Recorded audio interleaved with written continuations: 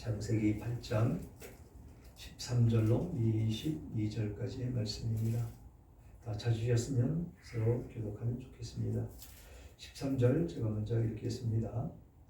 601년 첫째 달 곧 그 달 초하루 날에 땅 위에서 물이 거친지라 노아가 방주 뚜껑을 제치고 본즉 지면에서 물이 거쳤더니 둘째 달 20일의 날에 땅이 말랐더라. 하나님이 노아에게 말씀하여 이르시되 너는 내 아내와 내 아들들과 내 며느리들과 함께 방주에서 나오고 너와 함께한 모든 혈육 있는 생물 곧 새와 가축과 땅에 기는 모든 것을 다 이끌어내라.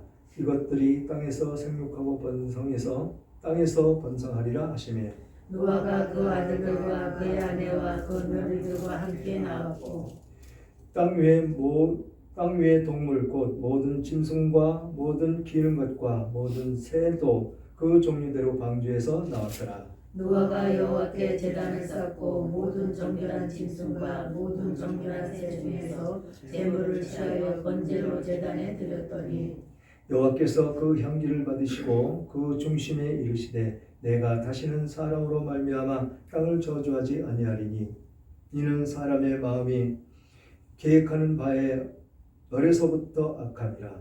내가 전에 행한 것 같이 모든 생물을 다시 멸하지 아니하리니 땅이 있을 동안에는 심음과 거둠과 추위와 더위와 여름과 겨울과 낮과 밤이 쉬지 아니하리라. 아멘.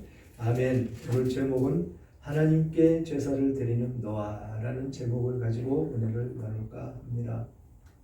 지난주의 말씀이 홍수가 150일이 지난 7월 15일부터 물이 거치고 물이 줄어들고 홍수가 물러가기 시작하여 아라랏산의 방주가 정박되었다라고 말씀을 나눴습니다. 그 후 10월 1일에 산들이 봉우리가 드러났다라고 말씀을 하셨었지요.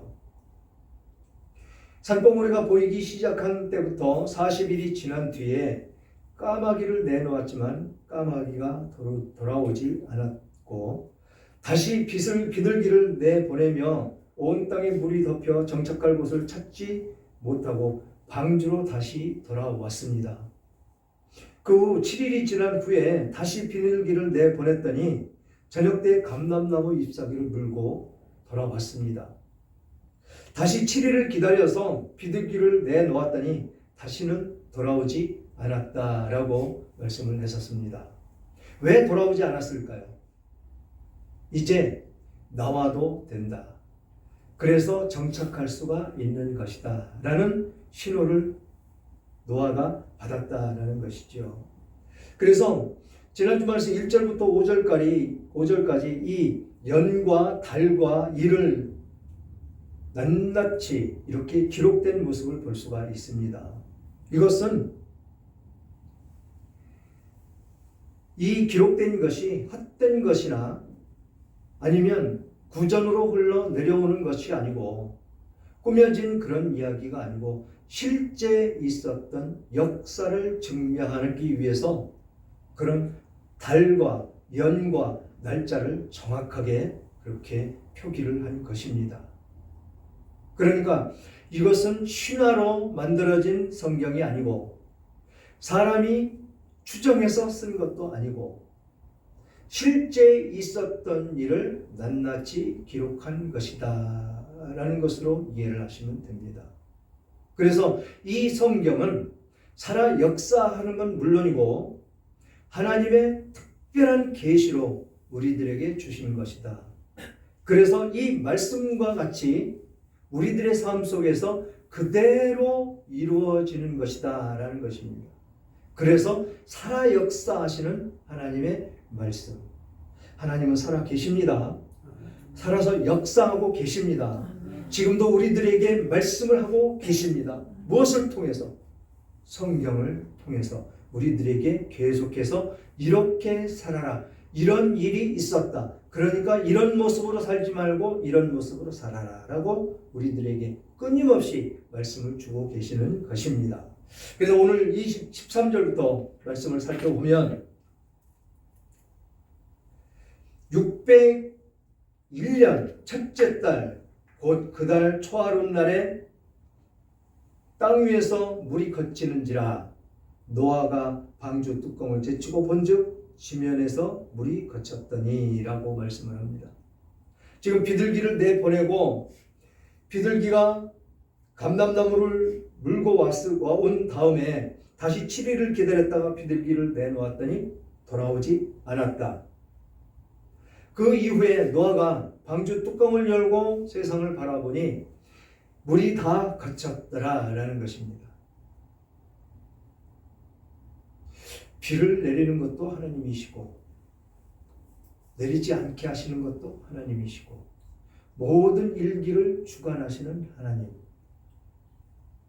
농사가 잘 되게 하려면 하나님이 이른 비와 늦은 비를 때에 맞춰서 잘 주시고 인간 세상에 죄가 관영이 되면 가뭄으로 농사가 안 되게도 하시고 또 죄가 관영해서 그 마을을 징계를 해야 되겠으면 홍수로 쓸어버리시는 것도 하나님이십니다. 하나님은 무서운 분이십니다. 두려운 분이십니다. 그냥 복만 주시는 그런 하나님이 아니십니다. 하나님의 말씀을 쫓아가지 않으면 징계하시는 분이 하나님이시다라는 것이지요. 그렇듯이 지금 인류 최초의 심판을 하시는 하나님의 모습을 우리는 보고 있는 것입니다.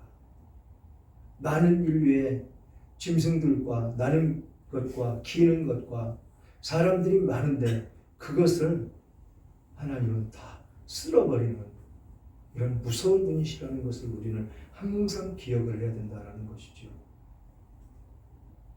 지금 그렇게 인간을 비롯해서 짐승까지도 다 멸하신 다음에 다시 세상을 이끌어 가시기 위해서 지금 방주에서 이 노아의 가족들 또 그 안에 들어갔던 짐승들, 나는 새들, 기는 것들 다 다시 내보내는 그런 모습으로 오늘 말씀이 시작이 되고 그 말씀으로 이 세상이 다시 한번 활기차게 그렇게 생을 이어가며 살아가는 모습이 나타나는 그 과정 가운데 있다는 것이지요. 그래서 그렇게 갇힌 뚜껑을 열고 지면을 보니까 물이 거쳤다라고 말씀을 하면서 둘째 달 21의 날에 땅이 말랐더라 라는 것입니다.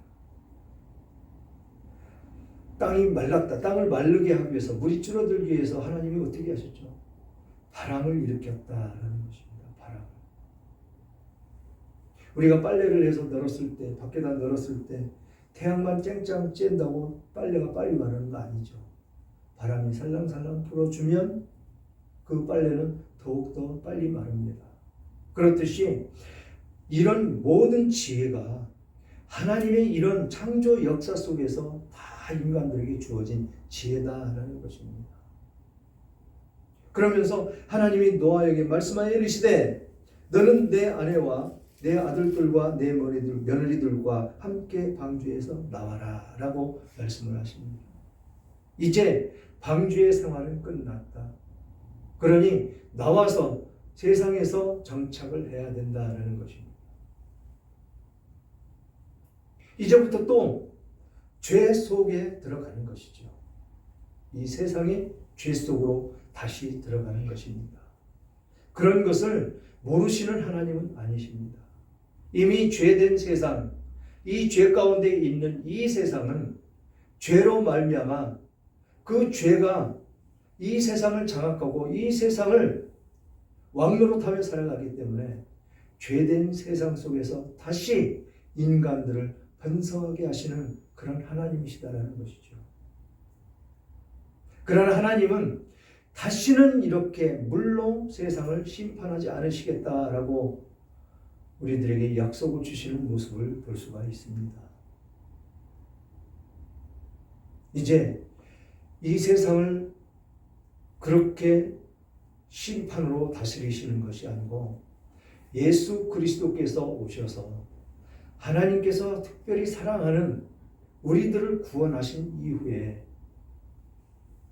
그 구원하는 이 복음, 예수 그리스도의 복음이 땅 끝까지 이르러 증거가 됐을 때 그때 끝이 오리라 라고 말씀하셨는데, 그때가 예수님께서 재림하시는, 이 세상을 심판하시는 바로 그날이 될 것입니다. 그래서 그 이후, 이 사건 이후에 전체를 멸하는 심판은 없습니다. 소돔과 고모라 심판을 했었고, 애굽의 그 나라도 10가지 시험을 통해서 심판을 하셨었고, 그렇게 구분 지어서 심판은 일어났었습니다. 지금도 심판하고 계시죠. 지금도.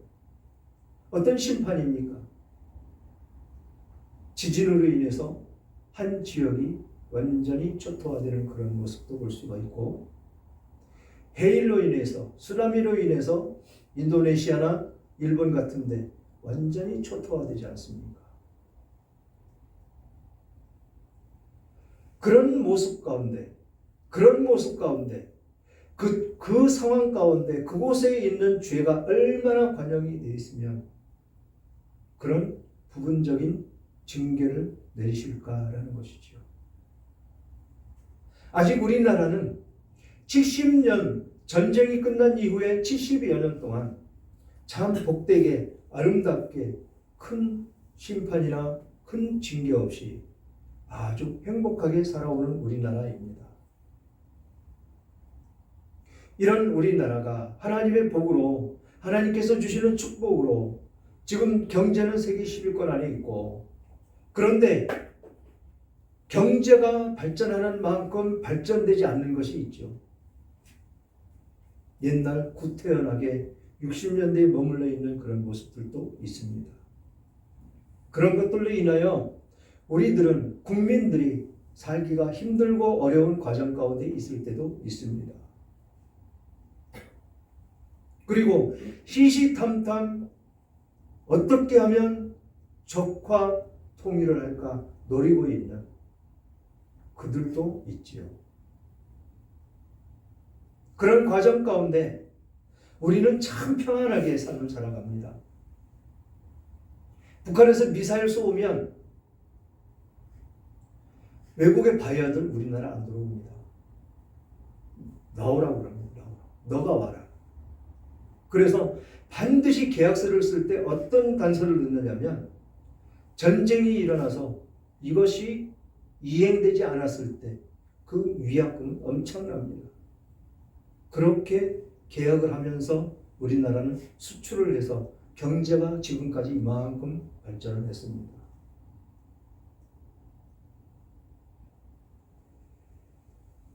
우리나라가 발전한 그 과정을 쭉 살펴보면 정말 믿음의 하나님의 백성들이 정말로 울부짖으며 밤을 새워가며 새벽마다 얼마나 기도들을 많이 했습니까? 그 기도로 우리나라는 살아났습니다. 하나님께서 특별히 사랑하는 그런 대한민국이 되었었다라는 것이죠. 그래서 그렇게 전쟁과 침략이 끊이지 않았던 우리나라가 70년 동안 반도막 라인은 그런 상황에서도 평안하게 평화를 누리며 살아왔었더라라는 것이죠. 이게 하나님의 특별한 계시를 받은 하나님의 백성들이 많이 있기 때문에 하나님은 징계를 하지 않고 심판도 하지 않는 것입니다. 그런 과정 가운데 지금 현재의 모습을 바라보면 어떻습니까? 하나님이 없어도 삶을 살아갈 수 있는, 하나님이 없어도 나는 살아갈 수가 있다라고 다짐하는 사람들이 너무도 많다는 것이죠. 예배를 드리며 교회에 나와야 될 필요가 없다라고 생각하는 사람들이 너무도 많다는 것입니다. 그래서 코로나 때 많은 사람들이 교회를 떠나갔고, 이런 과정 가운데 우리나라가 어떤 모습으로 발돋움하며 나가야 되느냐라는 것이죠. 지금 하나님께서는 이 심판을 하지 않는 그 과정이 어디에 있느냐를 우리는 깊이 있게 생각을 해야 된다는 것이죠. 오직 하나님 외에는 다른 신도 없고 그 하나님만 믿고 그 하나님께만 나아갈 때 하나님께서 주시는 복은 무한하다라는 것입니다. 무한히 부어주신다라는 것입니다. 우리들을 향해서 그 사랑을 펼쳐오는 하나님. 어제도 말씀드렸지만 자기 자식이 힘들고 어려운 과정 가운데 있고 가난하게 사는 그런 자식을 눈으로 보는 그 부모 마음이 얼마나 아프고 얼마나 찢어지겠습니까? 똑같다라는 것이죠. 하나님도 우리들을 향해서 우리들을 바라볼 때 우리들이 정말 부한 모습으로 거룩한 모습으로 그렇게 살기를 원하고 바라시고 계시고 그래서 그런 모습으로 살아가라고 성경의 말씀도 주셨고 이 말씀을 쫓아 살면 그런 것이 다 면해진다라고 말씀을 하고 있는 것입니다. 심판이요. 하나님은 언제 심판하실지 모릅니다. 소돔과 고모라 10명이 없어서 의인 10명이 없어서 소돔과 고모라는 심판을 받았습니다. 지금 우리나라 가운데 의인이 얼마나 될까요? 구원받은 하나님의 백성들이 얼마나 될까요? 지금 쉽게 계산해 만 교회가 사라졌다고 그러는데 쉽게 계산해서 한 교회에 100명만 쳐도 얼마입니까?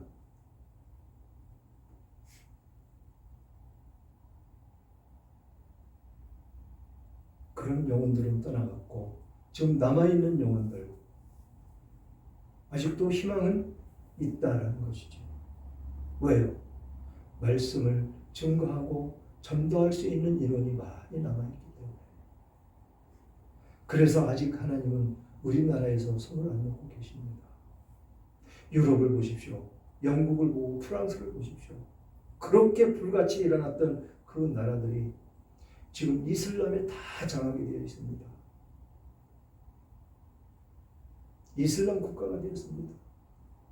그들 대형교회들 우리나라 대형교회들 많죠. 거기도 역시 마찬가지로 대형교회들 많습니다. 그게 이슬람 사원으로 팔려가고 술집으로 팔려가고 그런 모습 속에서 조그마한 교회들 어르신들 몇 분 나와서 예배 드리는 게 전부입니다. 쇠퇴해가고 있는 것이죠. 이 기독교가 쇠퇴하면서 무엇이 같이 쇠퇴합니까? 그 나라 경제, 그 나라 민족성 다 쇠퇴해갑니다. 그렇게 영국이나 프랑스가 불같이 일어날 때 종교 탄압이 있어서 영국의 그 종교 탄압을 피해서 미국으로 건너간 영국인들 그들로 인해서 미국이 탄생이 됐습니다. 드림 아메리카 그것이 탄생이 돼서 세계 경제를 장악하는 그런 나라가 됐었죠. 불같이 일어났었습니다. 그래서 온 세계를 미국이 다 사로잡고 있었습니다. 그런데 지금 어떤 모습입니까? 거기 영국 못지않게 지금 쇠퇴해 있습니다. 기독교 국가라고 선포가 될 정도로 그렇게 강성하게 일어났던 미국입니다. 지금 분열되는 모습 보십시오. 대통령 선거 때 보십시오. 우리나라하고 똑같습니다. 옛날 같지 않습니다. 그게 하나님을 멀리하면 멀리할수록 쇠퇴해 갈 수밖에 없다라는 것이죠. 지금 경제 미국에서 세계 장악 못합니다. 그 모습이 지금 미국에서 흘러들어와서 지금 우리나라가 지금 그렇게 쇠퇴기에 접어들었다라는 것이죠. 정신 바짝 차려야 될 때가 됐다라는 것입니다.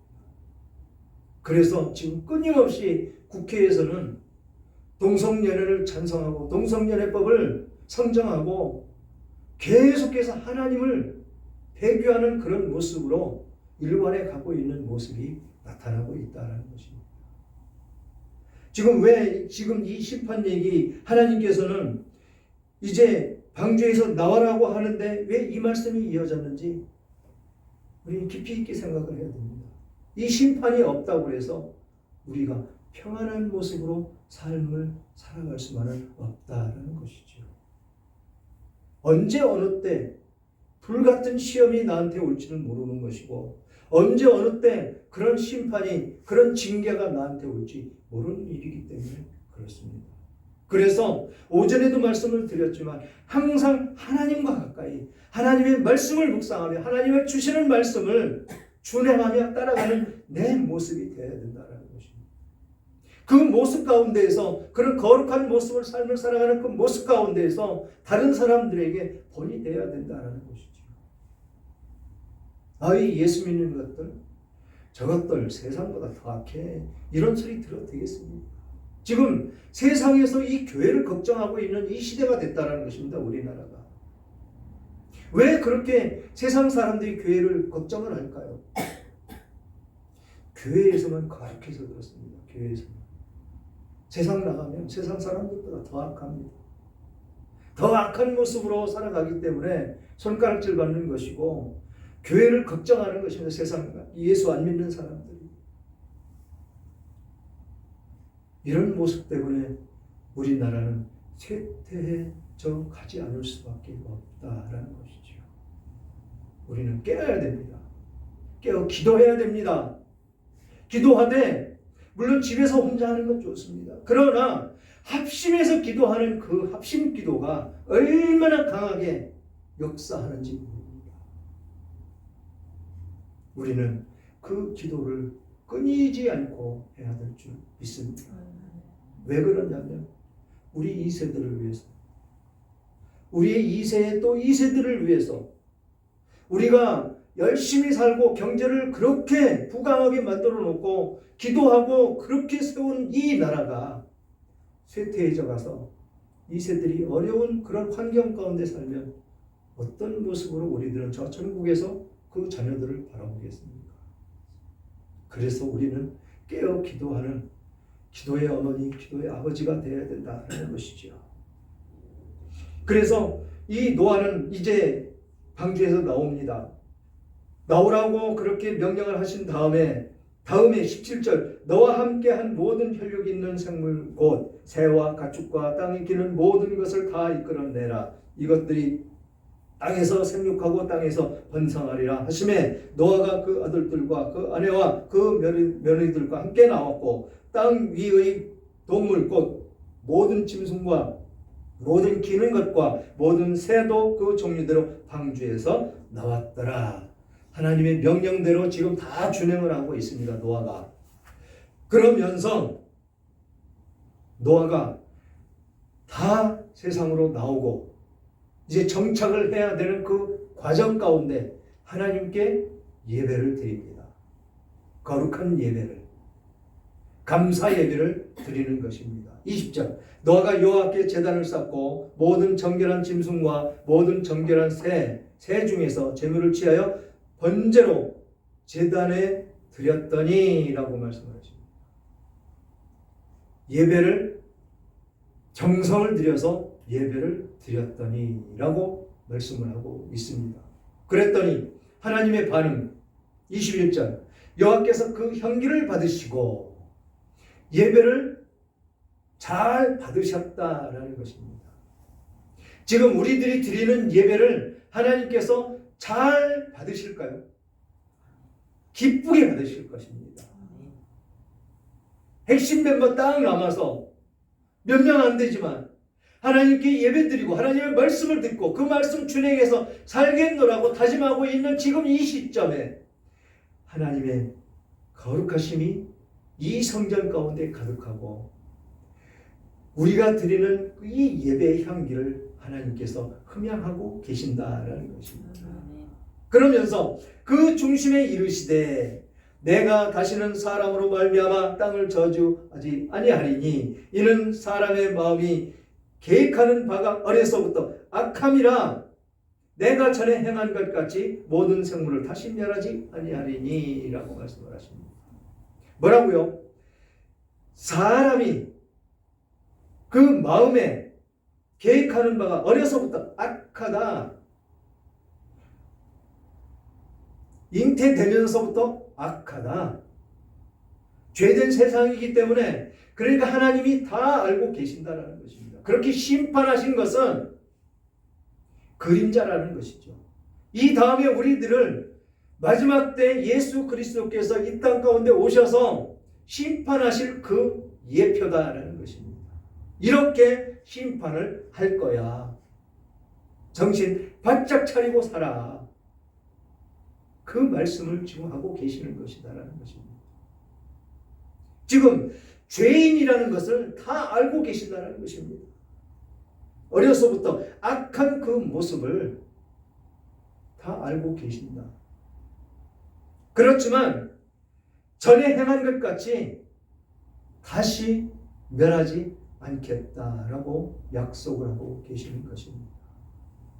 그러면서 땅에 있을 동안에 심음과 거둠과 추위와 더우와 더위와 여름과 겨울과 낮과 밤이 쉬지 아니하리라. 사계절을 주신 그대로 이행하게 되도록 그렇게 이끌어 가시겠다라는 것입니다. 추위, 더위, 또 심음, 거둠. 지금 우리나라는 세계에서 기후가 가장 적당한 나라, 사계절이 가장 뚜렷한 나라, 복받은 나라입니다. 더위 있는 나라 못 삽니다. 추위만 있는 나라 어떻게 삽니까? 중동 그 이스라엘 이 나라도 추위와 더위가 극심한 나라입니다. 그런데 우리나라는 참 복받은 나라예요. 이렇게 복을 받은 나라는 없습니다. 사계절이 가장 뚜렷하고 기온도 가장 적당하고 또 농토가 우리나라 같이 비옥한 땅이 이 세계에 없다라는 것입니다.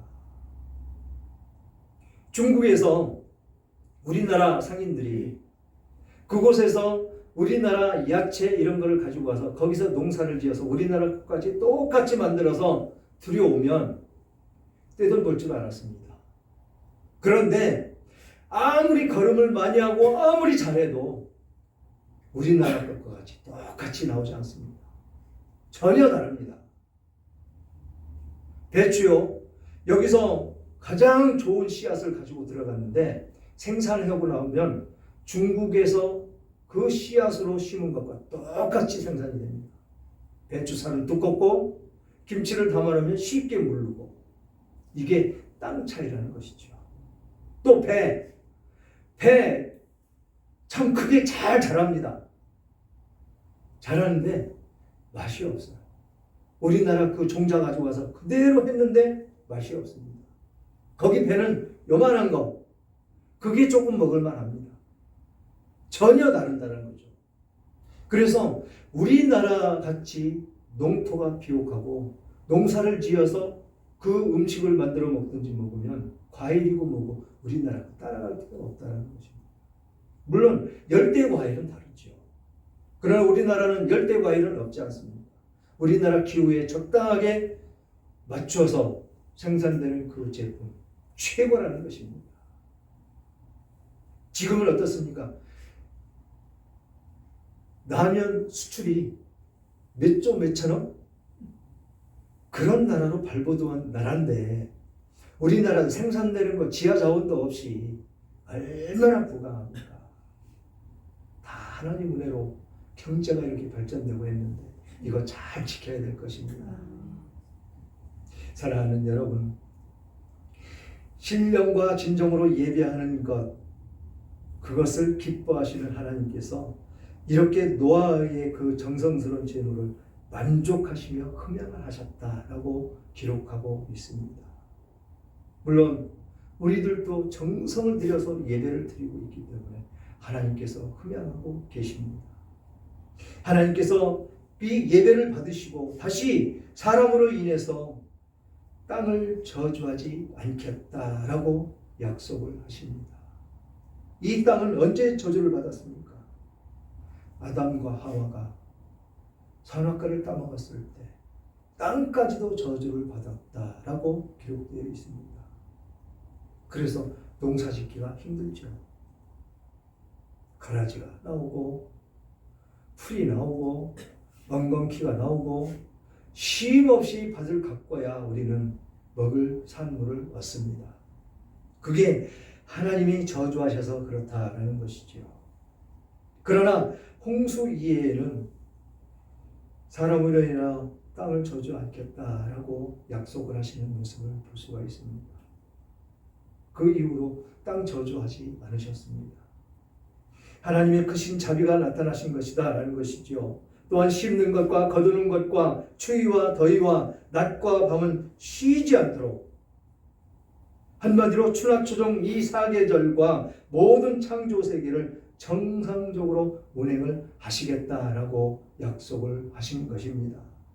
한마디로 노아의 후손들에게 정상적인 그런 생활 환경을 보장해 주시겠다라고 약속을 하신 것입니다. 오늘날도 이 약속이 이루어지고 있다는 것이지요. 분명히 이루어지고 있습니다. 하나님이 우리를 지켜주시지 아니하시면 우리들의 인생은 한시도 살아갈 수가 없는 것을 이 말씀을 통해서 낱낱이 나타내고 계시는 것입니다. 그러므로 우리는 하나님의 손을 놓으면 절대로 살아갈 수가 없는 것입니다. 그래서 오전 시간 그 말씀과 같이 하나님을 더욱더 가까이 하고 하나님의 그 손을, 굳센 그 능력의 오른손을 꼭 붙잡고 가시는 여러분들 다 되시기를 주님의 이름으로 축원합니다.